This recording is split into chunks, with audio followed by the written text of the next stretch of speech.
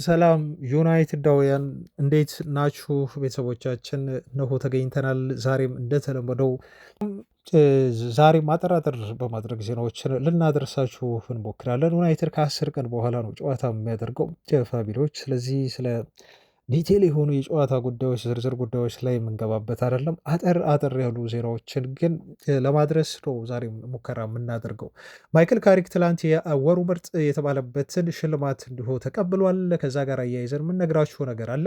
ይሄ ፀጉሬን አልቆረጥም ያለው ደጋፊ የሚያገኘው አስገራሚ የሆነ ገንዘብ ተገልጿል። እሱ እነግራችኋለን። የክርስቲያኖ ሮናልዶ የሆቴል ማስፋፋት በማንቸስተርም ይቀጥላል ተብሏል። እግር ኳስ ያቆማል በቅርቡ ነው የተባለው። እንደዚሁም ስለ ብሬንትፎርዱ የአጥቂ መስመር ተጫዋች ቲያጎ የወጣ መረጃ እናደርሳችኋለን። ቤንጃሚን ሼሽኮ የገለጸው ያልተሰማ ነገር አለ። በኢንተርቪው ላይ ምን ተናገረ ሼሽኮ የሚለውንም ወደ እናንተ የምናደርስ ይሆናል። ከተጫዋቹ በራስ መተማመንና እንዲሁ መቀየር ጋር በተያያዘም ምክንያቱ ምንድን ነው ለሚለው ምላሽ እንሰጣችኋለን። ክርስቲያን ኦሮስኮ የመጀመሪያ ጨዋታውን አድርጓል። ይህ የዩናይትድ ንብረት የሆነው ተጫዋች እንዴት ነው እስካሁን ድረስ ወደ ዩናይትድ ያልመጣው? ምላሽ እንሰጣችኋለን። ከዝውውር ጋር በተያያዘ የካሉሉ ስም ከዩናይትድ ጋር ስለመነሳቱ እንዲሁ እነግራችኋለን። እንደዚሁም አንድ ተጫዋች ከወደ ቤልጅየም ሊያመጡ እንደሆነ እና መልማዮቻቸውን ልከው እየተከታተሉት እንደሆነ ተገልጿል። ማን ነው? ምላሽ እንሰጣለን ቤተሰቦች። እንዲሁም የሞርጋን ሮጀርስን የልቀቁኝ ደብዳቤ ለማስገባት መዘጋጀትና ከዩናይትድ ዝውውሩ ጋር በተያያዘ መረጃ ያለን። የሞርተን ሂልማንድንም የስፖርቲንግ ሊዝበን ሁኔታ የቶናሊንም መረጃ ይዘናል። አብራችሁን ስትቆዩ ቪዲዮውን ላይክ በማድረግ ሼር፣ ሰብስክራይብ በማድረግ እንድታበረታቱን እንጠይቃለን። መልካም ቆይታ። ከሚካኤል ካሪክ እንጀምርና ትላንትና ሽልማቱ ተበርክቶለታል። የዩናይትዱ ጊዜያዊ አሰልጣኝ የወሩ ምርጥ ኮከብ አሰልጣኝ በመባል ነው 2 ጨዋታ በማሸነፍ ብቻ ይሄን ሽልማት መውሰድ የቻለው። ትላንት የፎቶ ፕሮግራም እንዲሁም የቃለ መጠይቅ ፕሮግራም ነበረ። ማይክል ካሪክ ኢንተሪም ማናጀር ሆኖ 7ተኛው የፕሪሚየር ሊግ አሰልጣኝ ነው የወሩ ኮከብ ተብሎ ሲመረጥ ማለት ነው በፕሪሚየር ሊጉ። በዩናይትድ ታሪክ ደግሞ 2ተኛው አሰልጣኝ ነው። በአጠቃላይ በፕሪሚየር ሊጉ 7ተኛው አሰልጣኝ ሆኗል ማለት ነው። ይሄንን ከዚህ በፊት መፈጸም የቻለ ኢንተሪም ማናጀር ሆኖ የወሩ ምርጥ አሰልጣኝ እየተባለ የተሸለመው ሌጎናር ሶልሻየር ነበረ በ2019 ላይ።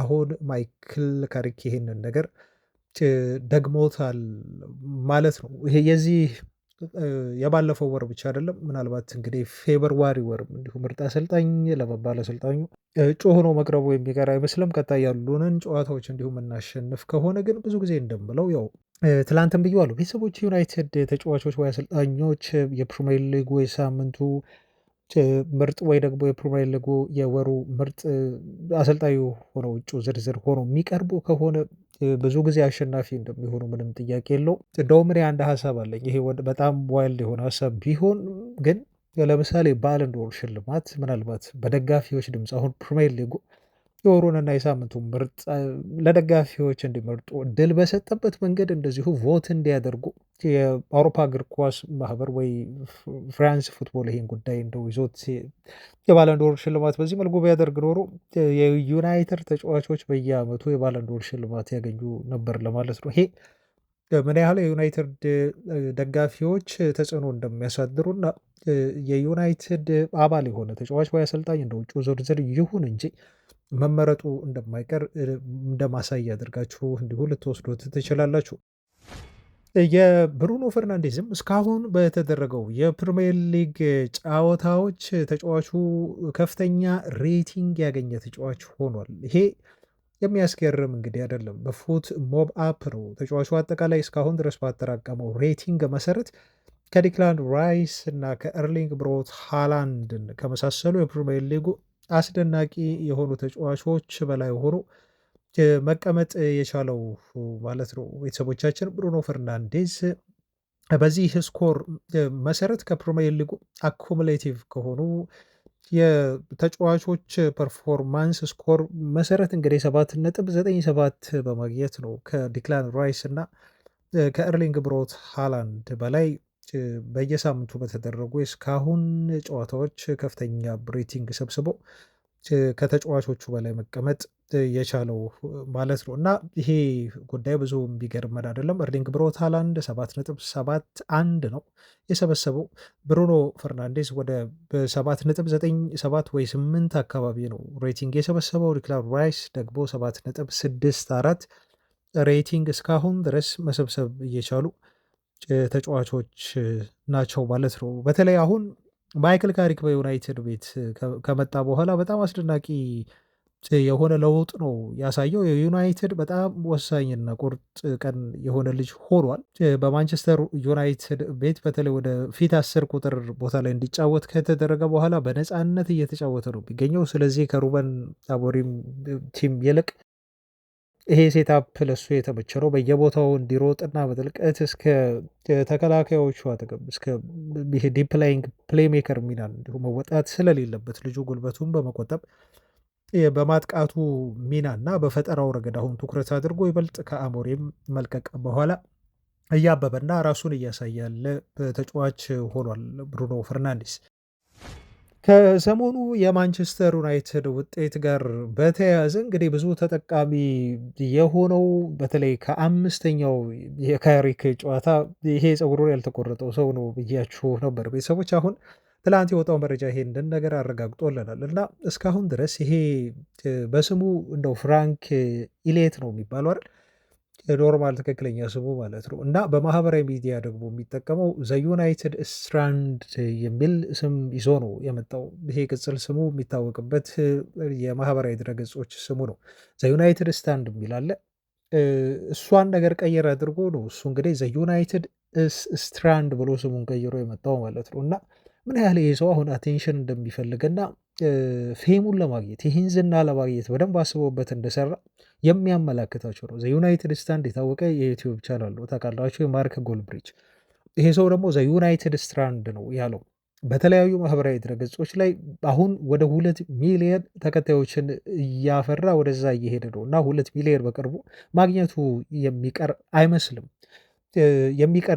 ያገኘዋል በቅርቡ። ምክንያቱም ዩናይትድ እስከ 5 ተከታታይ ጨዋታዎች እስካላሸነፈ ድረስ ይሄ ሰውም አይተሆንም ዓለም ለሱ የሚሰጠውም ትኩረት አሁን እንደቀጠለ ይሆናል ማለት ነው። ግን አሁን ያስገረመኝ ትልቁ ነገር ምንድን ነው? ዝና ማግኘቱ አይደለም። ኦፍኮርስ ዩናይትድ በራሱ በዚህ መልኩ ዝና የሚሰጥ ክለብ በመሆኑ ነው እሱም ሊመርጠው የቻለው። ከልቡ ዩናይትድ ደጋፊ አይሆን አላውቅም፣ ግን ትላንት የሰማሁት ዜና በዚህ ተግባሩ ብቻ ነው የተባለው። በዚህ ተግባሩ ብቻ ወደ 1 ሚሊዮን የአሜሪካ ዶላር የሚጠጋ ገቢ አግኝቷል ተብሎ ነው የተነገረው። ይሄ ሰው ምን ያህል ህይወቱን እየቀየረ እንደሆነ የሚያመላክት ነው። ባለፉት ጥቂት ቀናት ብቻ በተለይ ዩናይትድ 5ኛውን ጨዋታ ለማሸነፍ በተቃረበባቸው እንዲሁም ላይቭ ስርጭት በሰራባቸው ሁኔታዎች እስከ 500 ሺህ የአሜሪካ ዶላር ሰርቷል ተብሎ ነው አሚን የእንግሊዝ ፓውንድ ሰርቷል ተብሎ ነው ይሄ ሰው የተነገረው። በሀብት ጎዳና ላይ ይገኛል ማለት ነው። አሁን ጥሩ የሆነች ቅንጡ ቤትም ለመግዛት ይህ ብሪቲናዊ የዩናይትድ ደጋፊ ነኝ ባይ በጣም ቅንጡ ቤት ሊገዛ እየፈለገ እንደሆነ ነው እያፈላለገ እንደሆነ የተነገረው ማለት ነው። እና አይ ቲንክ በጣም ይሄ ነገር ትኩረቱ አቴንሽኑ የጣፈጠው ይመስለኛል። ዩናይትድ 5 ጨዋታ ካሸነፉ በኋላ ደግሞ ምናልባት 10 ጨዋታ ደግሞ ዩናይትድ ካላሸነፈ አልቆረጥም ብሎ በአዲስ ሀሳብ ሊመጣ የሚችልበት መንገድ ሊኖር ይችላል። ኤኒዌይስ ግን እውቅናም ገንዘብም ተጫዋቹ እያገኘ እንደሆነ ነው መረጃዎች እየጠቆሙ ያሉት። ክርስቲያኖ ሮናልዶ በሱ ስም የሚሰሩ ሆቴሎችን ማስፋፋቱን አሁንም ይቀጥላል ተብሎ ዜና ወጥቷል። አሁን ደግሞ በማንቸስተር እና እንዲሁ በመላው እንግሊዝ ሆቴሎቹን ሊከፍት መዘጋጀቱ ነው የተገለጸው። ክርስቲያኖ ሮናልዶ ከእግር ኳሱ ውጪ በርካታ የሆኑ ቢዝነሶች ባሉት CR7 በሚለው ብራንድ የተለያዩ የውስጥ ልብሶችን በማምረት ሽቶዎችን በማምረት ይታወቃል ሮናልዶ እና አሁን ደግሞ ትኩረቱን ሆቴል ላይ እንዲሁ አድርጎ ወደ ማንቸስተር ከተማ ተመልሶ መጥቶ ትልቅ ሆቴል ይገነባል ተብሏል። ማንቸስተር ከተማ ብቻ አይደለም፣ በሌሎች እንግሊዝ ከተሞችም ይሄን የመገንባት ሀሳብ አለው ነው ቀጣይ እቅዱ በዚህ መልኩ የተገለጸው። ግን ሮናልዶ ከአልናስር ጋር የሚያቆየው እስከ 2027 ኮንትራት አለው ታውቃላችሁ ቤተሰቦች። ይሄ ኮንትራት አሁን ሲያልቅ ተጫዋቹ አዲስ ኮንትራት እንደማይፈርም እና እንደውም ከእግር ኳስ ዓለም በአጠቃላይ ሊገለል እንዳሰበ ሪታየር እንደሚያደርግ ከፕሮፌሽናል ፉትቦል እየተገለጸ ነው ያለው። በጣም የሚታመኑ የዜና ምንጮች ነው ይሄን እያሉ ያሉት እና ተጫዋቹ የቀሩት የመጫወቻ ጊዜያት በጣም አጭር ናቸው ማለት ነው። እንግዲህ አሁን ተመልሷል። ከአልናስር ጋር ያለበትን ችግር ፈቶ ተጫዋቹ ለመጫወት ዝግጁ ነው። እንደውም ዛሬ ጨዋታ አላቸው አልናስሮች። ክርስቲያኖ ሮናልዶ በዛሬው ጨዋታ ይሳተፋል ተብሎ ነው የሚጠበቀው። አሁን ኮንትራቱ በሳውዲ ግን ሲያልቅ ተጫዋቹ በተለይ ከዓለም ዋንጫው በኋላና ከኮንትራቱ መጠናቀቅ በኋላ በይፋ ኢንተርናሽናል ወይም ፕሮፌሽናል የሆነ እግር ኳስ መጫወትን በይፋ ያቆማል። ከዛ ቀደም በነገርናችሁ የተለያዩ የግል ቢዝነሶቹ ዙሪያና ወደ ሌሎች የግል ስራዎቹ ትኩረት ያደርጋል ተብሎ ነው የተገለጸው። እንግዲህ ይሄ ለዓለማችን እግር ኳስ በጣም ትልቅ የሆነ እጦት ነው። ግን እንደው እግር ኳስን ከማቆሙ በፊት ክርስቲያኖ ሮናልዶ አንድ መስራት ያለበት ትልቅ አሳይመንት አለ። እሱም ስራው 1000 ፕሮፌሽናል ጎል ላይ መድረስ ነው። እሱንም ላይ ለመድረስ በጣም ጥቂት እንደቀረውና ይሄን ሊያሳካ እንደሚችል ሮናልዶ ሁላችንም የምንጠብቀው የምንገምተው ነገር ነው ማለት ነው። ከፊታችንም እንግዲህ የአሜሪካ የዓለም ዋንጫ አለ። እንደ ሲምፕሰን ግምት ከሆነ የዚህ የዓለም ዋንጫ የሲምፕሰንን ተከታታይ ካርቶን ፊልም ታውቃላችሁ፣ ብዙ ነገሮችን ፕሪዲክት ያደርጋል። የመጪው የአሜሪካ የዓለም ዋንጫ አሸናፊ የምትሆነው ፖርቹጋል ናት ሲል እንደዚሁ ፕሪዲክት ማድረጉ ይታወቃል። ይሳካል አይሳካም የሚለው ወደፊት የምናየው ቢሆንም ግን በዚህ ስኬት ፖርቹጋል የምታጠናቅቅ ከሆነ ለክርስቲያኖ ሮናልዶ እንደው እስካሁን ድረስ ለእግር ኳስ ለዋለው ውለታ ትልቅ የሆነ ክፍያ ይሆንለታል። ክርስቲያኖ ሮናልዶ ዓለም ዋንጫውን በማግኘት ራሱን ከእግር ኳስ ዓለም ያገላል ተብሎ ነው እንግዲህ ፍጻሜው ፍጹም ያማረ ሊሆን እንደሚችል እየተነገረ ያለው። ይህን ጉዳይ እንግዲህ ወደፊት አብረን የምናየው ነው የሚሆነው። የብሬንትፎርዱ አጥቂ መስመር ተጫዋች ኢጎር ቲያጎ በክለቡ የሚያቆየውን አዲስ የረጅም ዓመት ኮንትራት ተፈራርሟል ተብሏል ትላንት። እንግዲህ ብሬንትፎርዶች ተጫዋቾችን ታለንቶችን እያሰሱ ማምጣትና እነኛን ታለንቶች በንጠቀምና ራሳቸውን እንዲያሳዩ ማድረግ ከዛ በኋላ ደግሞ ከፍተኛ የሆነ የዝውውር ገንዘብ በመጠየቅ በመሸጥ ይታወቃሉ እና ይህንን ነገር በብሪያን ምቡሞ ፈጽመውታል። ይሄን ተጫዋች ካመጡት በኋላ ደግሞ በፕሪሚየር ሊጉ ታውቃላቸው ዘንድሮ ከፍተኛ ጎል አስቆጣሪ ከሆኑ ተጫዋቾች መካከል አንዱ ነው። ከኤርሊንግ ብሮት ሃላንድ ተከትሎ ነው ያለው በፕሪሚየር ሊጉ በርካታ ጎሎችን በማስቆጠር ማለት ነው። እና ይሄን አይ ቲንክ የጠበቀ ሰው ያለ አይመስለኝም። እንኳን እኛ አደለንም የብሬንትፎርድ ሰዎችም በዚህ ያህል ልጁ ከበርሊንግ ብሮት ሃላንድን ተከትሎ የፕሪሚየር ሊግ ከፍተኛ ጎል አስቆጣሪ ይሆናል። ይህን ያህል ጎል ያገባልናል። ብሪያን ምቡሞ እና ዊሳን የመሳሰሉ ተጫዋቾችን መልቀቅ ተከትሎ ይተካቸዋል በደንብ ብለው እነሱም ያሰቡ አይመስለኝም። ግን ልጁ አሁን ቡምን ያደረገው በአንዴ ቀጣይ ክረምት ላይ ደግሞ ክለቦች መፈለጋቸው አይቀርም እሱን ለማስፈረም። በቅርቡ ደግሞ በሰጠው አስተያየት መሰረት እንደው እግር ኳስን እንደወድ ያደረገኝ ወንድሜ የዩናይትድን ጨዋታ ከጋበዘኝ በኋላ ነው እና ከዛ ጊዜ ጀምሮ በእግር ኳስ ፍቅር ወድቄያለሁ፣ የዩናይትድ ደጋፊም ነኝ፣ የዩናይትድን ጨዋታ እመለከታለሁ በሚል የሰጠውም አስተያየት ምናልባት በጣም አስጊ ሊሆን ይችላል። ብሬንትፎርድ ተጫዋቹ እንደው በሩ የሚያንኳኩ ከሆነ ዩናይትዶች ሊለቅ ይችላል ማለት ነው። ፎርስ ሊያደርጋቸው ይችላል። ለዛም ይመስላል ዝም ብለው በማይረባ ገንዘብ ልጁን ከማጣት ይልቅ እንደተለመደው ረዘም ያለ ኮንትራት እስከ 2030 ነው የተባለው። እንደውም ኦፕሽን አላቸው ነው ተብሎ የተቀመጠው። ስለዚህ አትሊስት ለ5 ዓመታት በብሬንትፎርድ የሚያቆየውን አዲስ ኮንትራት ሊያስፈርሙት ብሬንትፎርዶች ተስማምተው የጨረሱትና ይሄ ጉዳይ ይፋ የሆነው ማለት ነው። ስለዚህ አሁን ፈላጊው ነው የተባለው ዩናይትድም ሌሎች ክለቦችም የተጫዋቹን ለማስፈረም ከብሬንትፎርድ ጋር ጠንካራ ድርድር ማድረግና ከፍተኛ ገንዘብ ማውጣት እንዳለባቸው ነው የሚያመላክተው ማለት ነው።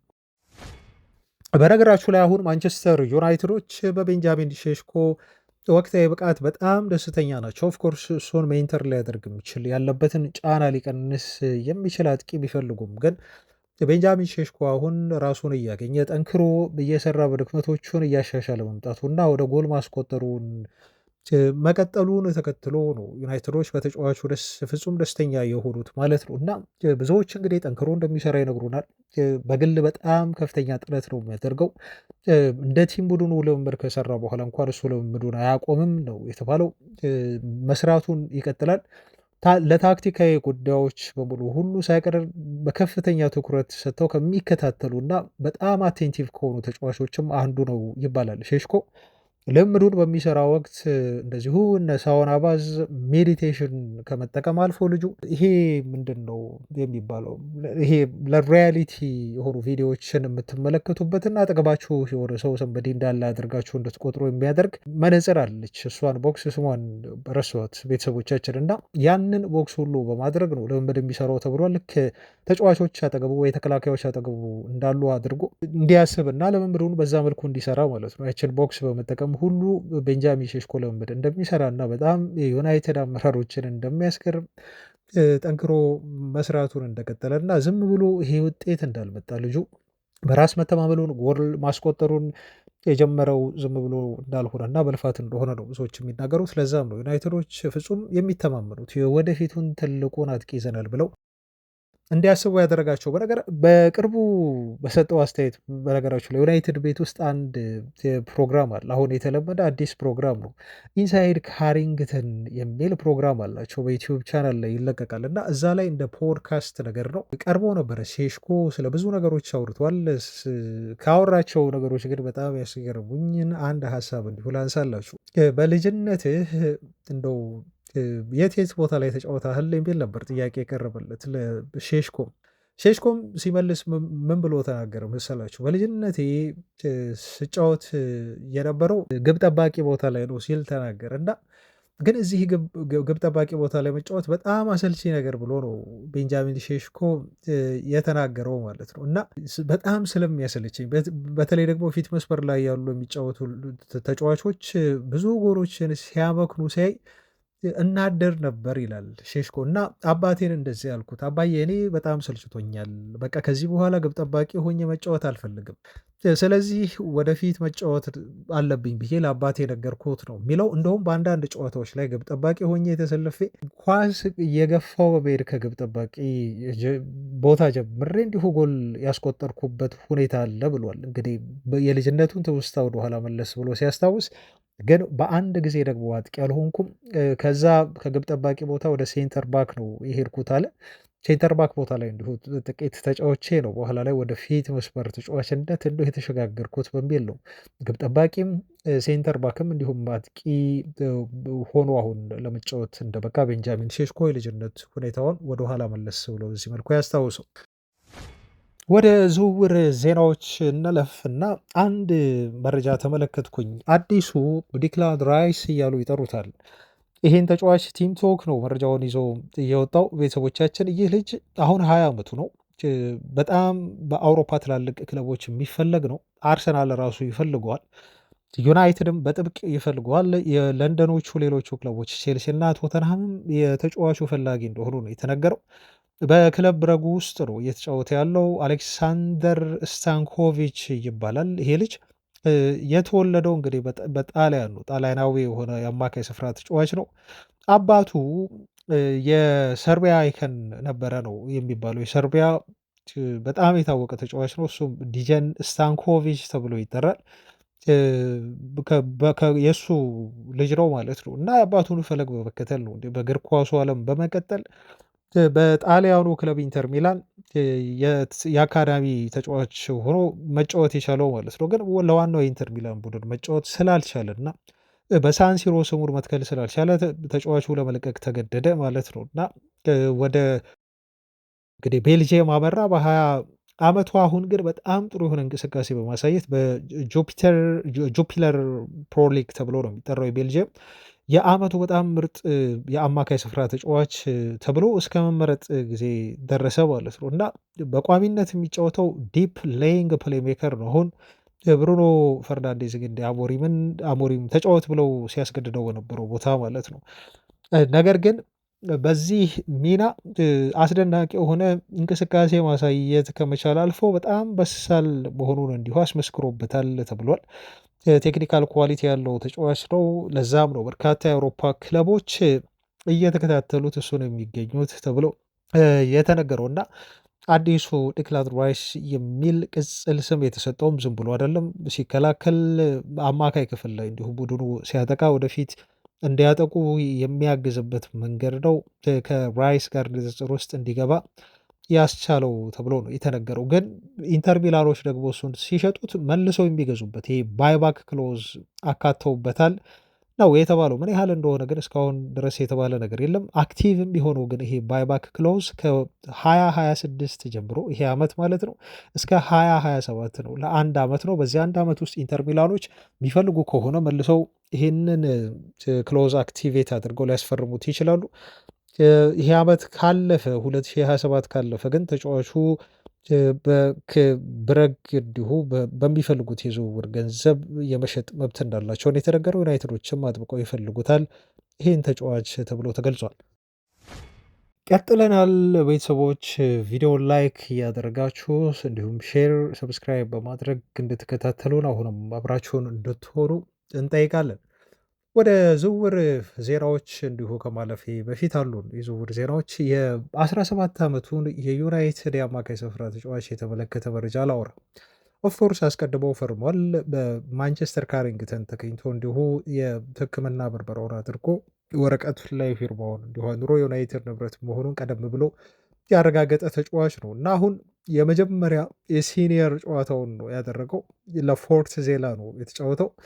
ይሄ 17 ዓመት የአማካይ ስፍራ ታዳጊ ተጫዋች እና ቀጣዩ ካሴዶ እያሉ ነው የሚያሞካሹት ክሪስቲያን ኦሮስኮ ተብሎ ነው የሚጠራው እና ዩናይትድን 18 ዓመት ሲሞላው እንደሚቀላቀል ታውቃላችሁ። ያን እስኪያደርግ ድረስ ነው እንግዲህ በፎርት ዜላ አሁን እየተጫወተ የሚገኘው እና እስካሁን ድረስ ለዋናው ቡድን እንግዲህ አልተጫወተም። የመጀመሪያ ጨዋታውንም እንግዲህ በትላንትናው ዕለት ፈጽሟል ማለት ነው። ገና በ17 ዓመቱ ይህም ለአንድ ቲኔጀር በጣም ትልቅ የሆነ ስኬት ነው እና በ83ኛው ደቂቃ ላይ ነው ተቀያሪ ሆኖ የገባው። ፎርት ዜላዎች 4-1 በሆነ ውጤት ጨዋታውን ግን ተሸንፈዋል። በአትሌቲኮ ናስ ይሆናሉ የተሸነፉት ማለት ነው እና ተጫዋቹ በቀጥታ አንድ ኳስም እንግዲህ ወደ ጎል እንዲሁ ሙከራ አድርጓል። ጎል ለማስቆጠር ጥረት አድርጎ ነበር ለአጭር ደቂቃ ሜዳ ላይ ቢቆይም ማለት ነው። ነገር ግን ብሎክ ተደርጎበታል ሞከረው ሙከራ። እንደዚሁም 3 ፓስ አቴምፕት በማድረግ በዛች ደቂቃ ውስጥ ጥሩ ሙከራ አድርጎ ጥሩ እንቅስቃሴ አድርጎ መውጣቱ ነው የተገለጸው። እንግዲህ ተጫዋቹ 18 ዓመት ሲሞላው የዩናይትድ ንብረት ሆኖ ዩናይትድን በይፋ ይቀላቀላል ማለት ነው። የ25 ዓመቱን የጁቬንትስ ተከላካይ ለማስፈረም ዩናይትዶች መልማዮቻቸውን ወደ ጣሊያን እየላኩ እየተከታተሉት ነው ተብሎ ተገልጿል። እንዲሁም ጨዋታ አለ፣ በጣም የሚጠበቅ ጨዋታ ታውቃላችሁ። ኢንተር ሚላን እና እንደዚሁም ጁቬንትስ የሚያደርጉት ጨዋታ ነው። ይህን ጨዋታ ለመከታተል ዛሬ ነው የዩናይትድ መልማዮች ቦታው ድረስ የሚሄዱት ተብሎ የተነገረው እና ይህንን ጨዋታ የሚከታተሉት ግን ለአንድ ለሚፈልጉት ተጫዋች ነው ተብሎ ነው የተገለጸው። የጁቬንትስ የተከላካይ መስመር ተጫዋች ነው። ፔሬ ካሉሉ ተብሎ ነው የሚጠራው እና እንደ ቱቶ ኢታሊያ ዘገባ ከሆነ ቱቶ ስፖርት ኢታሊያ ዘገባ ከሆነ ዩናይትድ ሊያስፈርም በእቅድ ከያዛቸው እና ሊስት ውስጥ ካካተታቸው የተከላካይ መስመር ተጫዋቾች መካከል አንዱ እንደሆነ ነው ካሉሉ የተገለጸው። 25 ዓመቱ ነው። ክለቡ እንደዚሁ ሃሪ ማጉዌርን አዲስ ኮንትራት በቅርቡ እንደሚያስፈርመው እና በክለቡ ለረዥም ዓመታት እንደሚያቆየውም እርግጠኛ ነው ተብሎ ተገልጿል። ግን ሃሪ ማጉዌር አዲስ ኮንትራት ፈርሞ ቢቆይም ሌላ ተከላካይ ሴንተር ባክ ለማምጣት ግን ወደ ማርኬቱ እንደሚወጡ እና ይሄንን እንደሚያደርጉና ዩናይትድ ከሚያስፈርማቸው ተጫዋቾች መካከል አንዱ ሴንተር ባክ እንደሚሆን ነው ቀጣይ ሰመር ላይ የተገለጸው። የኢንዲካሊያን መረጃ ደግሞ እንመልከት። ኢንዲካሊያ እንደዚህ አለ። የአስቶን ቪላውን የአማካይ አጥቂ መስመር ተጫዋች አንዳንዴም ወደ ክንፍ ይወጣል። የሞርጋን ሮጀርስን ሁኔታ በተመለከተ ነው ዜና ይዞ የወጣው። ይህ ተአማኝ የሆነ ማንነቱ የማይታወቅ የዜና ምንጭ እንዳለው ከሆነ ተጫዋቹ የልቀቁኝ ደብዳቤ ለማስገባት ዝግጁ ነው ተብሎ ተነግሯል። በአስቶን ቪላ ቤት ይሄን የሚያደርገው ግን ክለቡ በአውሮፓ ሻምፒዮንስ ሊግ መሳተፍ የማይችል ከሆነ ነው በቀጣይ ሲዘን ተብሎ ነው የተነገረው። ቪላዎች የሻምፒዮንስ ሊግ ተሳትፎ የሚይዙበትን ደረጃ ሳይዙ ማያጠናቀቁ ከሆነ ሮጀርስ በቪላ መቆየት አይፈልግም። ለክለቡ አመራሮችም ምንም እንኳን በቅርቡ ረጅም ዓመት ኮንትራት ቢፈርምም ግን ከክለቡ ለመልቀቅ ጥያቄ ያቀርባል እና በእንግሊዝ ላሉ ክለቦችም ፈርሞ መጫወት ይፈልጋል ነው የተባለው። ሮጀርስ ምናልባት ዩናይትድ እሱ ታርጌት ከሚያደርግባቸው ክለቦች አንዱ ሊሆን እንደሚችል ይገመታል። በቅርቡ በሰጠው አስተያየት ከዩናይትድን በተመለከተ ማለት ነው። ሮጀርስ ዩናይትድ አሁንም ቢሆን የእንግሊዝ ትልቁ ቡድን ነው፣ ከዓለማችን ትላልቅ ቡድኖች መካከል አንዱ ቡድን ነው በሚል ነበር ስለ ዩናይትድ ያሞካሸው። ሮጀርስ ወደ ዩናይትድ የመፈረምና የብሩኖ ፈርናንዴዝን ቦታ ወይንም ደግሞ የግራ የአጥቂነት ሚና ተሰጥቶት ቢጫወት በአግባቡ ሊሸፍን የሚችል ልጅ እንደሆነ ይታመናል። ግን አስቶን ቪላዎች ተጫዋቹን በቀላሉ እንደማይለቁትም ነው የተነገረው። የስፖርቲንግ ሊዝበኑ የአማካይ ስፍራ ተጫዋች ሞርተን ሂልመንድ አሁንም በማንቸስተር ዩናይትድ ይፈለጋል ብሎናል። የፖርቹጋሉ ትልቅ ጋዜጣ ኢቦላ ነው ይሄንን መረጃ ይዞ የወጣው። ዩናይትዶች ሰመር ላይ ተጫዋቹን እስከ 50 ሚሊዮን ዩሮ የሚያወጡ ከሆነ ሊያስፈርሙት ይችላሉም ተብሎ ነው የተገለጸው። ተጫዋቹ በሩበን አሞሪም ስር ነበር የክለቡ ዋነኛ የዝውውር ኢላማ ሆኖ በአማካይ ስፍራ ላይ የቆየው። አሰልጣኙ ከለቀቁ በኋላም ግን እስካሁን ድረስ ተጫዋቹ በክለቡ የግዢ ዝርዝር ውስጥ አማካይ ቦታ ላይ ከተካተቱ ተጫዋቾች መካከል አንዱ ነው ተብሎ ተነግሯል። ሩበን አሞሪም ከዩናይትድ እንዲሰናበቱ ምክንያት ከሆናቸው እንዲለቁ ምክንያት ከሆናቸው አንዱ ነገር የሚፈልጓቸው ተጫዋቾች በተለይ ከስፖርቲንግ ሊዝበን እንዲመጡላቸው ቢጠይቁም የክለቡ አመራሮች ግን ያን ለማድረግ ፈቃደኛ ባለመሆናቸው እንደሆነ መገለጹን እናስታውሳለን። እና ዩናይትድ አሁንም ቢሆን የዚህን ተጫዋች ዝውውር ሩበን አሞሪም ጋር ቢለያየም ግን እንዳልተወና በሊስታቸው ውስጥ ያለ የአማካይ ስፍራ ተጫዋች እንደሆነና ግዢውን ሊመለከቱት እንደሚችሉ ነው ሰመር ላይ የፖርቹጋል ጋዜጣ ኢቦላ የዘገበው። ስለ ሳንድሮ ቶናሊም ዜናዎችን በቅርቡ ስናደርሳችሁ ቆይተናል።